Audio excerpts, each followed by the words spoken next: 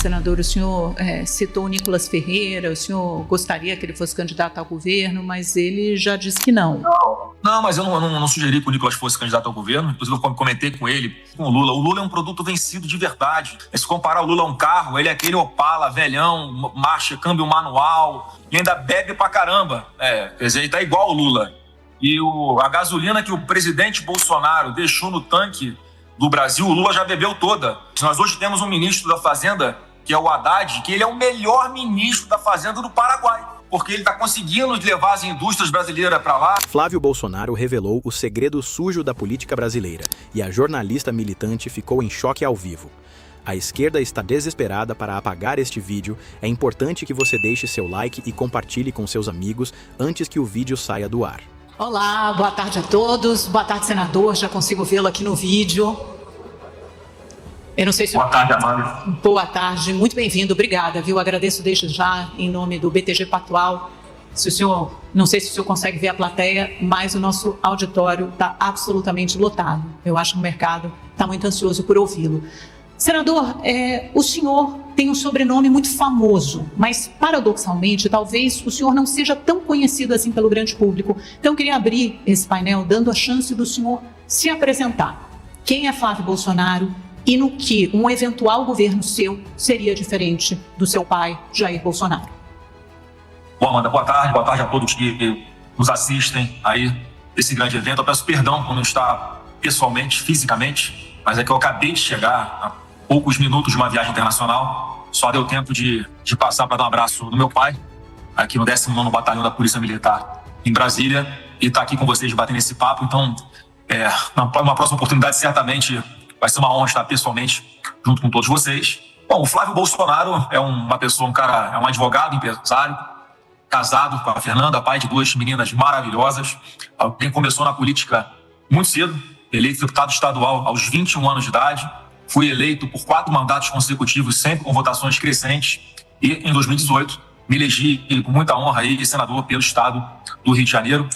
E exercendo aqui um mandato durante os 4 primeiros anos, muito próximo do presidente Bolsonaro, participando diretamente, indiretamente das tomadas de decisão que conduziram o nosso país num dos períodos mais difíceis que nós já atravessamos nos últimos anos, que foi a pandemia, e mesmo assim com resultados excepcionais que mostraram que o presidente Bolsonaro teve o mérito de montar um grande time com craques, com pessoas excepcionais, fora de série em suas áreas, e que deram o resultado que o Brasil esperava, deram uma resposta que, sem dúvida alguma, virou referência para todo mundo, em especial no campo econômico. E com relação à diferença sobre Jair Bolsonaro, é a minha escola, meu norte, ele é a pessoa em que eu me inspiro sempre na política, que está passando por uma situação de grande injustiça, de grande perseguição, mas Deus vai honrá-lo ainda e vamos ter oportunidade de refazer, restabelecer a justiça, porque uma pessoa inocente não merece estar passando pelo que ele está passando.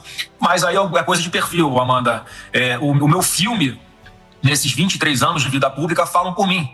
Eu sempre fui de verdade uma pessoa mais centrada, uma pessoa do diálogo, que eu adoro fazer política, é o que eu amo fazer. Estou muito feliz aqui como senador, mas em função das circunstâncias, o presidente Bolsonaro apontou para mim, para me entregar essa missão, que eu tenho aí me dedicado e acredito que tenho ido razoavelmente bem nesses 2 primeiros meses. Senador, eu quero insistir um pouco nessa construção de um personagem, um candidato, um político que o senhor com muito mais trânsito e mais moderado também, sempre visando diminuir essa rejeição que às vezes o sobrenome Bolsonaro carrega. O governo do seu pai foi marcado em muitos momentos por uma grande tensão institucional, horas com o poder legislativo, horas com o poder judiciário. O seu governo será diferente nesse sentido? Olha, Amanda, eu sou testemunho ocular, inclusive tentei construir ponte muitas vezes com relação a outras instituições, então a grande maioria me conhece, já teve a oportunidade de estar pessoalmente comigo. Eu fui a primeira pessoa que falei lá atrás, usei essa expressão, que o Supremo precisava de uma autocontenção, numa entrevista que eu dei no Roda Viva. Desde então isso começou a ser ventilado por diversos outros atores políticos. O fato é que não houve essa autocontenção do Supremo, e como disse o próprio atual presidente Luiz Fachin, agora recentemente, numa entrevista na Veja, se não me engano, quando isso não acontece, obviamente é um outro poder externo que tem que fazer, no caso do Senado Federal. Mas o que depender de mim, Amanda, eu sempre vou buscar o diálogo, eu sempre quero apostar nisso. Eu tenho a convicção que a gente vai ganhar essa eleição com o cérebro e não com o fígado.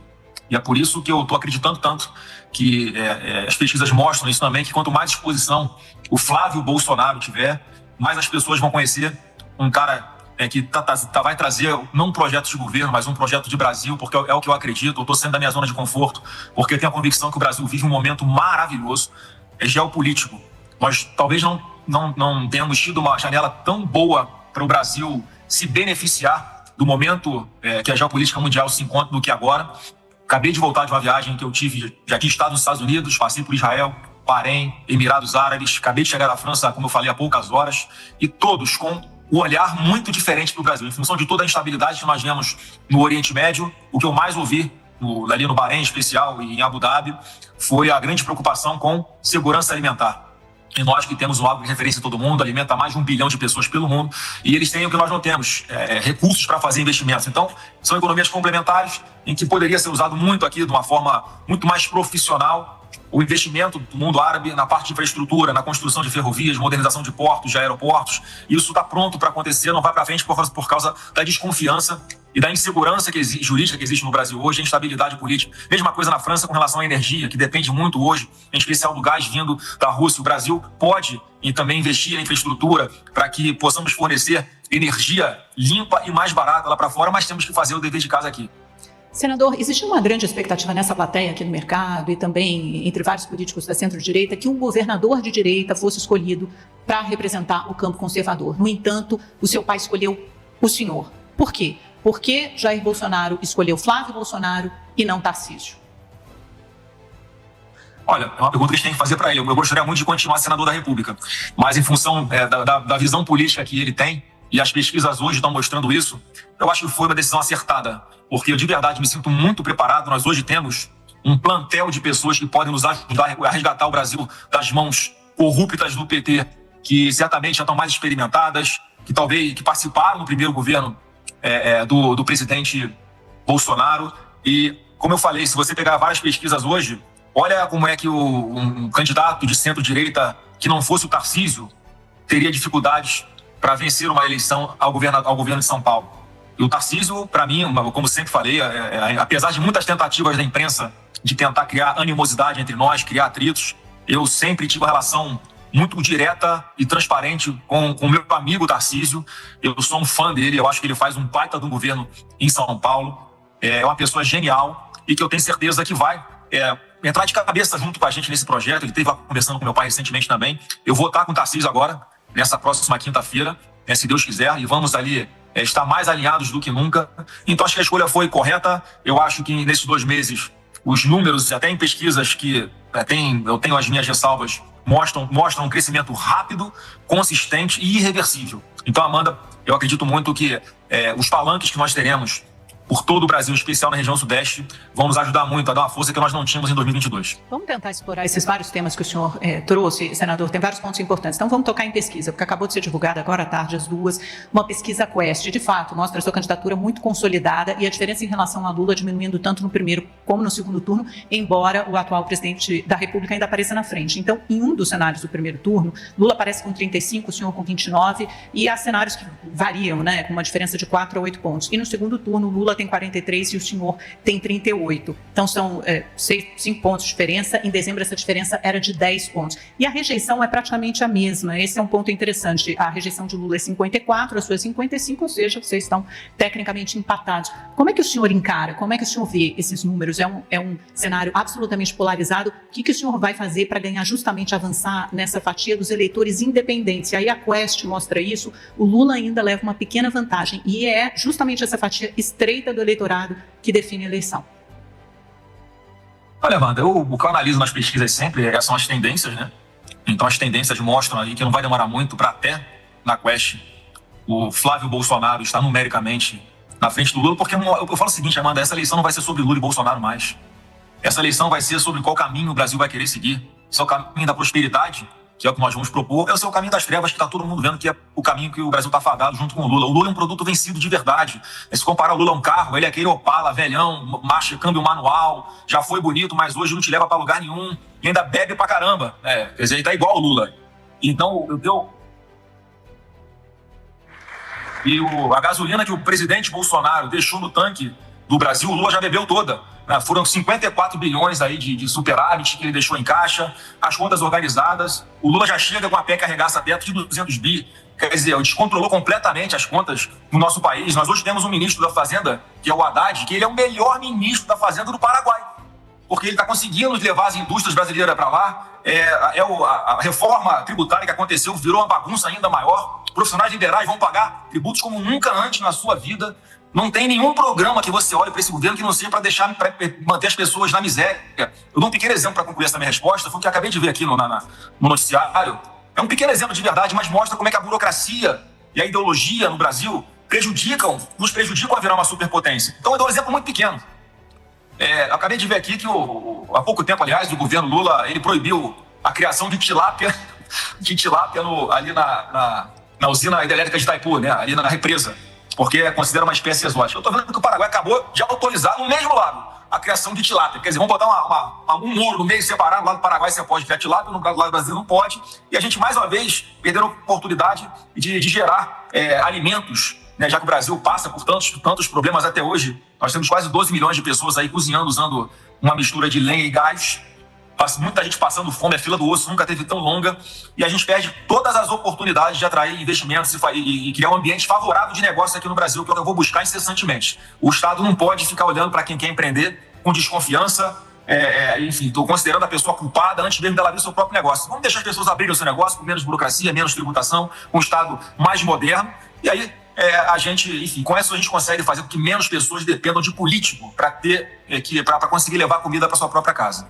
Senador, calma que a gente vai chegar na economia, será um capítulo longo da nossa entrevista, mas deixa eu só recuar um pouquinho para falar do Tarcísio. Porque há vários casos, e a gente vê isso, fica nas redes sociais, né? Uma cisão, uma fragmentação, uma divisão na direita. Principalmente quando tange dois personagens importantes do campo de vocês, Tarcísio e Michele Bolsonaro. Como está a relação com essas duas figuras e qual será a participação? O senhor já disse que estará aqui em São Paulo na quinta-feira que vem. O senhor vai participar de eventos públicos com Tarcísio. Que participação o senhor imagina, tanto de Tarcísio como de Michele, na sua campanha? E essas desavenças já estão dirimidas? Olha, da minha parte, desavença zero. Tá? Com o coração aberto falando para vocês aqui. Eu, publicamente ou reservadamente, sempre tratei com todo o respeito, com toda a admiração, Tarcísio, Michele. Às vezes Deus faz com que as coisas aconteçam não exatamente como a gente estava planejando, mas as coisas são como elas são, né? Hoje o meu nome está colocado e assim, todos pediam muito que o presidente Bolsonaro, ainda antes do final do ano passado, escolhesse um nome. Havia uma pressão muito grande. Ele escolheu o nome, aí, peraí, vamos ver se o nome é esse mesmo, vamos testar em pesquisa, vamos ver como é que vai ser daqui para frente. Então acho que teve um ruídozinho no começo, mas agora eu acho que a poeira já baixou bastante. O Tarcísio, publicamente, em diversas oportunidades, já manifestou que está com a gente nesse projeto, como eu nunca duvidei que estivesse. Mais uma vez, se Deus quiser, ele vai ser um governador reeleito em primeiro turno no estado de São Paulo, e nós vamos ter palanques importantes como em São Paulo, que nós não tivemos em 2022. Em 2022, o presidente Bolsonaro praticamente ali arrastou o Tarcísio, né, para ser candidato a governador de São Paulo, alguém que podia estar na iniciativa privada com a sua vida financeira resolvida, aceitou esse sacrifício, essa missão que foi dada pelo meu pai, e não só venceu as eleições, mas como está cumprindo muito bem. E eu agora, o que eu aguardo do Tarcísio é que a gente possa estar no mesmo clima de 2022 na sua eleição, só que agora com a minha figura ao invés ali do meu pai. E com relação a Michele, é a esposa do meu pai, eu tenho todo respeito por ela. Eu acho que ela está pensando até ainda se vai entrar para a vida pública ou não. Eu estava viajando por um longo período, e assim que eu tiver a oportunidade, vou estar com ela também, né, com toda a tranquilidade, enfim, para pedir, né, que nós nos empenhemos cada vez mais nesse projeto que não é do Flávio Bolsonaro, mano. Esse é um projeto de Brasil, e assim que eu estou enxergando isso, e se a gente já está desse tamanho todo em pesquisas, sem ainda nós temos esses atores importantes de corpo e alma nessa pré-campanha, imagina quando começar a campanha de verdade, lá na frente, com todas as pessoas juntas, no mesmo palanque, trazendo a verdade e devolvendo a esperança para o povo brasileiro. Não tem nenhuma dúvida que o Brasil vai se livrar do PT nas eleições desse ano. Se eu estou entendendo bem, o senhor espera de Tarcísio uma espécie de retribuição, que ele te pegue pela mão, entre aspas, da mesma forma que Bolsonaro fez com ele em 2022, é isso? Olha, pegar na mão é uma expressão muito forte aí. A primeira-dama Cris vai ficar com ciúme se eu falar para vai pegar na minha mão. Mas, obviamente, eu quero estar como nós sempre tivemos, Amanda. O Tarcísio sempre esteve ali de corpo e alma junto com o presidente Bolsonaro. Foi um brilhante ministro da infraestrutura. e ele conseguiu, pelo seu mérito hoje, construir uma credibilidade, construir uma imagem positiva que agrega ao que as pessoas já veem de positivo também na marca Bolsonaro. Então acho que vai ser, não digo pegar na mão, eu entendo que vai ser uma relação ali complementar um ao outro, que é boa para todo mundo, é boa para São Paulo, é boa para o Brasil. Senador, vamos falar de aliança.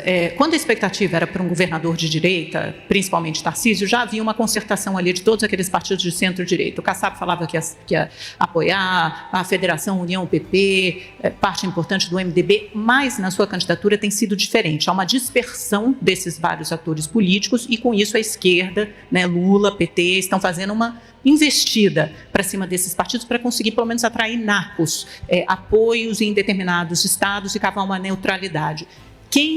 Quais desses partidos devem caminhar com o senhor já na largada, já nesse primeiro turno? Bom, Amanda, a primeira certeza que eu tenho é que esses partidos não irão com o PT. Ninguém vai entrar em canoa furada, todo mundo está vendo pesquisa, todo mundo sabe para onde o Brasil iria, né, com mais 4 anos desse atual desgoverno.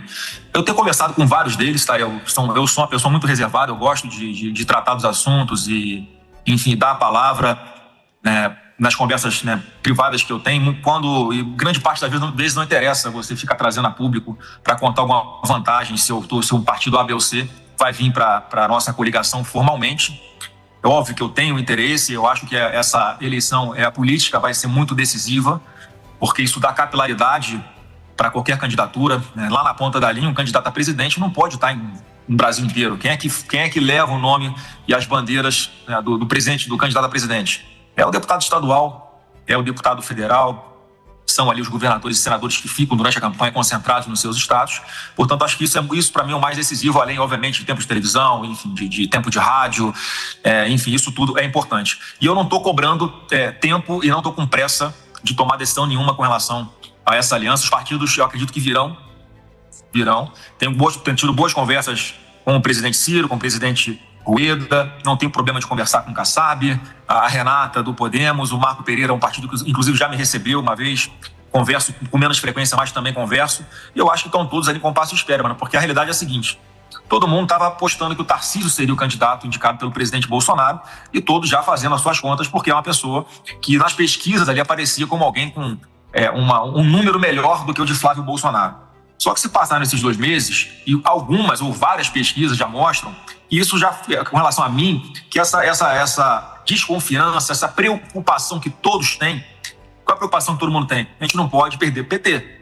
Então, essa preocupação que todo mundo tinha, eu acho que neste momento eu já estou conseguindo mostrar, já podem diminuir um pouquinho essa preocupação, e é só esse período de depuração para que todos compreendam que a minha candidatura, na verdade, é a mais conservadora, a melhor, para garantir que esse campo de centro-direita seja vitorioso, contando muito com a candidatura do Tarcísio ao governo de São Paulo. Então está tudo dentro da expectativa, dentro do prazo, está muito longe ainda para eu exigir que as pessoas tomem as decisões. Nós temos um divisor de águas ali em 5 de abril, que é o prazo para descompatibilização dos chefes do Poder Executivo, e a gente já vai ter uma noção mais real de quais são as opções que nós temos. Os partidos já entenderam melhor se uma coligação a nível nacional com o PL, isso melhora ou piora as suas estratégias locais nos estados. Então, eu respeito muito os partidos que estão colocando os seus nomes e estou trabalhando, obviamente, para que consiga ter mais partidos junto conosco nessa caminhada da vitória. Um desses partidos é o PSD, né, do Kassab, que lançou essa iniciativa de terceira via com 3 nomes, Caiado, Ratinho, Eduardo Leite. Qual desses candidatos o senhor enxerga como viável, como provável representante dessa frente aí de terceira via? O senhor acha que essa candidatura segue até o fim, ou num cenário muito polarizado é pouco provável que esse candidato prospere, ou que essa candidatura efetivamente saia do papel? Olha, mano, eu com toda a humildade, eu acho que todo mundo também tem as suas pesquisas internas, né? Todo mundo está vendo que há uma clara opção por parte da grande maioria do eleitorado que coloca Flávio Bolsonaro e o candidato das trevas com pisos muito altos. Então, acho difícil que surja uma terceira via num cenário como esse, mas só que, mais uma vez, eu tenho certeza que essa possível terceira via, ela não passando para um segundo turno, vai caminhar com a gente também. É nisso que eu acredito, porque está todo mundo com o mesmo propósito, que o Brasil não aguenta mais 4 anos de PT. Portanto, eu respeito demais os 3 pré-candidatos que o PSD está colocando, respeito aí a estratégia do professor Kassab com relação aos palanques que ele quer montar, enfim. E isso, obviamente, abre uma possibilidade de que o PL também rediscuta os palanques em diversos estados, em função desse movimento mais ofensivo por parte do PSD, mas tem uma excelente relação com o governador Caiado, tem uma excelente relação de respeito pelo Ratinho, tem menos relação com o Eduardo Leite. Então, independente do nome que eles escolham, eu tenho a convicção que nenhum dos partidos de centro para cá vai entrar na canoa furada do Lula. O seu vice dos sonhos é Romeu Zema, de Minas, o segundo colégio eleitoral mais importante, seria fundamental para a sua vitória? Olha, o Zema é um grande nome, mas ele também está com o nome dele colocado como pré-candidato. Eu aproveito para fazer essa fake news, dizendo que ele não teria aceitado o convite meu para ser meu vice. Eu não tive essa conversa com ele. Mas é óbvio que a gente tem que ir evoluindo nas conversas. Eu acho que ele também fez um excelente trabalho como governador de Minas Gerais, que é o segundo maior colégio eleitoral do Brasil. Nós temos grandes lideranças ali em Minas Gerais, dentro do PL, como o Nicolas, que é um garoto fenomenal ali, que, enfim, tem o seu carisma, tem o seu tamanho, tem a sua importância. Nós temos uma bancada de deputados federais e estaduais ali que certamente vão nos ajudar muito nesse projeto lá em Minas Gerais. Mas sim, o Zema é um nome que seria, eu acho que seria um bom nome para ser vice, tá? Mas não estou fazendo aqui convite para ele, mais uma vez eu quero respeitar o momento do novo e de ter lançado o Romeu Zema como pré-candidato à presidência da República, só que, mais uma vez, tem algum tempo ainda para a gente aproximar as conversas, porque até a gente tem que ter projetos montados, pelo menos numa versão mais básica, porque não é só a questão de vencer a eleição, a gente tem que ver se os pensamentos, se os projetos, os princípios que nós vamos defender, eles encontram alguma convergência, e é isso que a gente está, que eu estou fazendo nesse momento, Amanda. Eu estou construindo aí, não um plano de governo, mas um plano de Brasil, que nós vamos começar daqui a futuro não muito distante a tornar público e de conhecimento de todos. O PL tem candidato em Minas já, senador, o senhor citou o Nicolas Ferreira, o senhor gostaria que ele fosse candidato ao governo, mas ele já disse que não. Não, mas eu não sugeri que o Nicolas fosse candidato ao governo, inclusive eu comentei com ele. Na verdade, o Nicolas é testado como candidato ao governo em um monte de cenário. Foi o que o partido fez, o nosso partido fez, outros partidos fizeram, mas essa é uma decisão que cabe somente a ele. E ele tem dito que o momento que ele quer é ser candidato a deputado federal. Ele não tem ainda, não sente no coração uma candidatura ao governo do Estado, só que, mais uma vez, ali está tudo muito em aberto ainda, mas nós não vamos errar na escolha dos nomes e na composição que nós pretendemos fazer ali em Minas Gerais. E, sem dúvida alguma, o Nicolas tem que participar dessa decisão do que vai acontecer, porque ele é uma pessoa que tem uma liderança, que demonstrou isso recentemente nessa caminhada que ele fez, que reacendeu a esperança no coração de milhões de brasileiros. Portanto, vejam que problema bom nós temos dentro do PL, vários excepcionais quadros que vão nos ajudar a resgatar o Brasil.